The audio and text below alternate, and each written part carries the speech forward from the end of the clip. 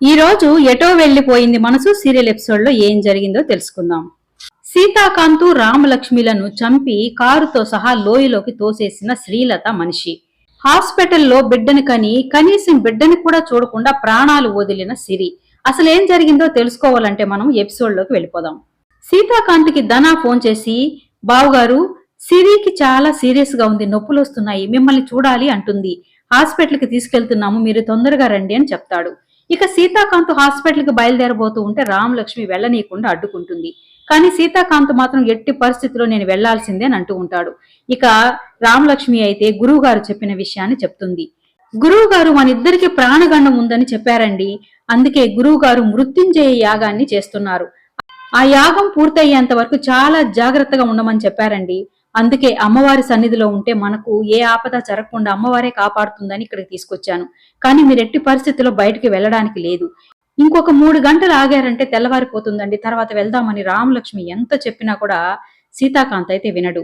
అక్కడ నా చెల్లి ప్రాణాలతో పోరాడుతూ ఉంటే నన్ను వెళ్ళవద్దంటావేంటి, నిజంగా నేను చావాలి అని రాసిపెట్టి ఉంటే ఇక్కడ ఉన్నా చస్తాను, అక్కడ పోయినా చనిపోతాను కదా, మా చెల్లి మా నాన్నని కనబోతుంది, అక్కడికి వెళ్లి మా నాన్నని చూసి చనిపోయినా కూడా నాకు ఆ తృప్తిగా ఉంటుంది కదా, నువ్వు కావాలంటే ఇక్కడే ఉండు రామలక్ష్మి, నేను వెళ్లి చూసొస్తానని చెప్తాడు.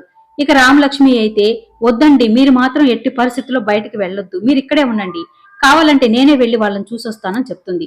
కానీ సీతాకాంత్ మాత్రం, నన్ను వెళ్ళనీయకుండా ఆపావంటే నా మీద ఒట్టే అని రామలక్ష్మి చేయి తీసుకుని తన నెత్తి మీద పెట్టుకుని ఒట్టు వేయించుకుంటాడు.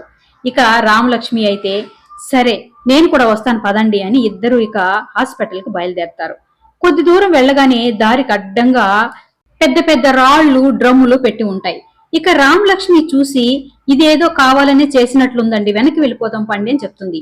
కానీ సీతాకాంత్ మాత్రం, లేదు రామలక్ష్మి, ఎట్టి పరిస్థితుల్లో నా చెల్లి దగ్గరికి వెళ్లాల్సిందే అని కారు దిగి ఆ డ్రమ్ములు రాళ్లు తీస్తూ ఉంటాడు. అంతలో శ్రీలత ఏర్పాటు చేసిన రౌడీలు వచ్చి రామలక్ష్మి సీతాకాంతుల మీద దాడి చేస్తారు. సీతాకాంత్ కొంతవరకు పోరాడుతాడు, కానీ వెనక నుంచి కర్రలు తీసుకుని కొట్టడంతో సీతాకాంత్ పడిపోతాడు. ఇక రామలక్ష్మిని కూడా వెనక నుంచి కర్రతో కొట్టడం వల్ల తను కూడా పడిపోతుంది. తర్వాత సీతాకాంత్ తేరుకుని పడిపోయి ఉన్న రామలక్ష్మిని పైకి లేపి, రామలక్ష్మి నీ మాట వినుంటే బాగుండేది, నువ్వు చెప్పిందే నిజమైందే అని అంటూ ఉంటాడు. ఇక రామలక్ష్మి కూడా, చూశారా అండి, నేను చెప్తే మీరు వినలేదు, మన చేతుల్లో ఏమీ లేదండి అని అంటూ ఉంటుంది. అంతలో శ్రీలత మనిషి రామలక్ష్మిని గన్నతో షూట్ చేస్తాడు. ఇక వెంటనే సీతాకాంత్ను కూడా కాల్చడంతో ఇక ఇద్దరు అపస్మారక స్థితిలోకి వెళ్లిపోతారు. రామలక్ష్మి మాత్రం మాటలు కూడబెట్టుకుని, వచ్చే జన్మలో కూడా నేను మీ భార్యగానే పుట్టాలి అని కోరుకుంటున్నానండి అని అంటూ సీతాకాంత్ చేతుల్లోనే ప్రాణాలు వదిలేస్తుంది. ఇక రామలక్ష్మి చనిపోవడంతో సీతాకాంత్ కూడా ప్రాణాలు వదిలేస్తాడు.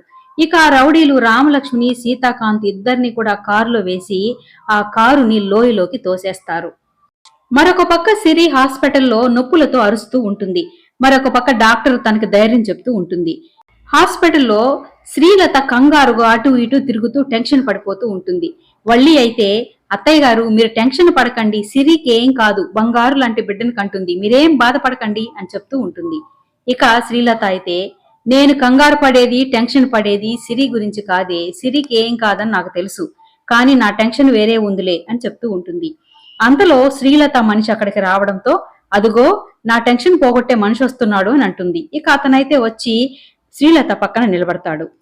పోయిన పని ఏమైందో అని తెలియక ఇక్కడ టెన్షన్ పడిపోతున్నాను, ఏం జరిగిందో చెప్పు అని శ్రీలత అడగడంతో ఇక శ్రీలత మనిషి అయితే, పోయిన పని సక్సెస్ అయిపోయింది, రామలక్ష్మి సీతాకాంతులను చంపి కారుతో సహా లోయలో తోసేశానని చెప్తాడు. శ్రీలత సందీపుల ఆనందానికి అవధలే ఉండవు. ఇక వల్లి అయితే, ఏంటత్తయ్య గారు మీరు చెప్పేది, నేను విన్నది నిజమేనా అని అంటూ ఉంటుంది. అవునే, ఇక నుంచి ఆ రామలక్ష్మి సీతాకాంతుల బాధ మనకుండదు, ఈ ఆస్తి మొత్తం మనమే హాయిగా అనుభవించొచ్చు అని చెప్తూ ఉంటుంది. అంతలో డాక్టర్ రావడంతో ఇక డాక్టర్ని శ్రీలత అడుగుతుంది, మా సిరికి ఏం బిడ్డ డాక్టర్, ఆడపిల్ల మగపిల్లోడా అని అడుగుతూ ఉంటుంది. ఇక డాక్టర్ అయితే, మగపిల్లోడే పుట్టాడమ్మా, కానీ తల్లిని కాపాడలేకపోయాం, తను చనిపోయింది అని చెప్తుంది. డాక్టర్ చెప్పిన మాటలకు శ్రీలత ఒక్కసారిగా కుప్పకూలిపోయి ఏడుస్తూ ఉంటుంది. సందీప్ వల్లీలు ఓదారుస్తూ ఉంటారు. వల్లి అయితే ఇలా అంటూ ఉంటుంది, అత్తయ్య గారు మీరు చేసిన పాపాలే సిరికి చుట్టుకొని ఇప్పుడు తను ప్రాణాలు పోగొట్టుకునింది అని చెప్తూ ఉంటుంది. ఇక ధన అయితే బాధతో సిరి దగ్గరికి వెళ్లి పుట్టిన బిడ్డను చూసి సిరిని చూసి గుండెలు పగిలేలా ఏడుస్తూ ఉంటాడు. జరగబోయే ఎపిసోడ్లో శ్రీలత సిరి ఫోటో పెట్టుకుని బాధపడుతూ ఉంటుంది. అంతలో వల్లి వచ్చి వాళ్ళ అత్తయ్యని ఓదారుస్తూ ఉంటుంది. లాయరు శ్రీలత వాళ్ళ ఇంటికి వస్తాడు. లాయర్ని చూడగానే సందీప్ అయితే రండి లాయర్ గారు వచ్చి కూర్చోండి అని చెప్పడంతో ఇక లాయర్ కూర్చొని వాళ్ళతో మాట్లాడుతూ ఉంటాడు. ఇక సందీప్ అయితే లాయర్తో, లాయర్ గారు ఇక మా ఆస్తి మాకు వచ్చేసినట్లేనా అని అడగడంతో, అప్పుడే మీ చేతికి ఎలా వస్తుంది, ఇంకా చాలా పనుంది అని లాయర్ చెప్తూ ఉంటాడు.